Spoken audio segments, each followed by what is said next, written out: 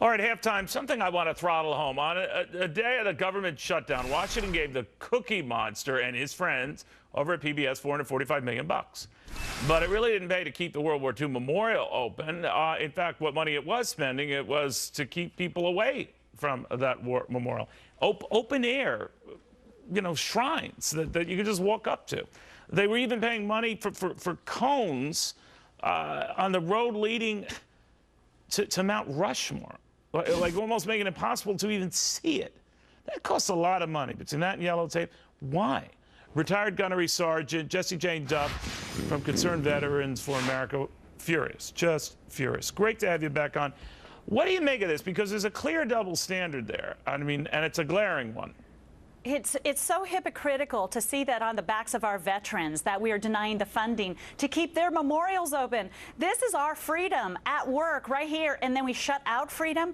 These veterans have served honorably. Many of their friends are dead. And then to discard their service the way they have is just appalling. $445 million down the drain for the Cookie Monster is just appalling to me. Sergeant, it always comes around to Democrats saying, well, this is what happens when government shut down. Fox News alert, deal with it. It's not pleasant, it's not right, we weren't for it. This is what they say. This is what Republicans have foisted on you, and raise your grief with them. What do you say to that? Well, the Pay Our Military Act was passed by the House and Senate, and yet they still managed not to pay the death benefits for the people that have died in Afghanistan recently. So now the Fisher House has had to come forward to provide the funding for those death benefits. That was not the intention when they said Pay Our Military Act. It meant all benefits and pay for the military and those who have died on active duty. So I'm appalled that anybody is suggesting that this is appropriate or this is fair when there's a government shutdown. We are out there putting our lives on the line for the freedom that we still enjoy every single day.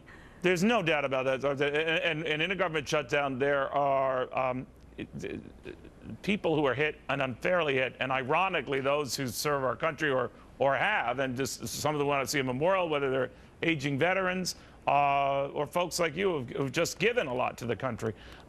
But these are the consequences of shutting down a government. Do you think the whole process of shutting down the government, no matter who you blame for shutting down what and prioritizing, one group's grief over another, that there's got to be a better way?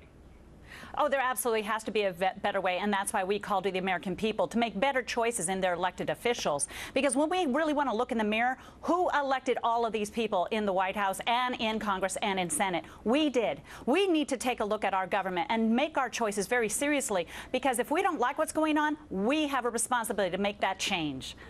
Sergeant, I think of, heroes like you, and I mean, when you jump into a foxhole, you don't take and question the politics of those who are in the foxhole with you. You fight together.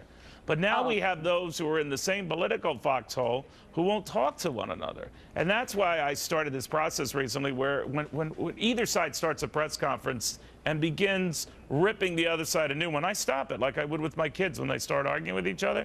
I'd love to send all these guys to bed without, I don't know, their favorite pork program, but you can't do that. What is your military type of punishment that you would mete out for those who in Congress or the White House are acting like meatheads?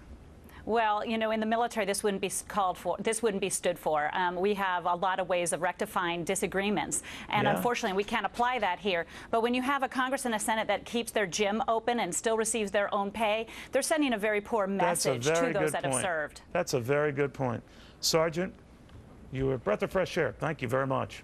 Thank you very much for having me.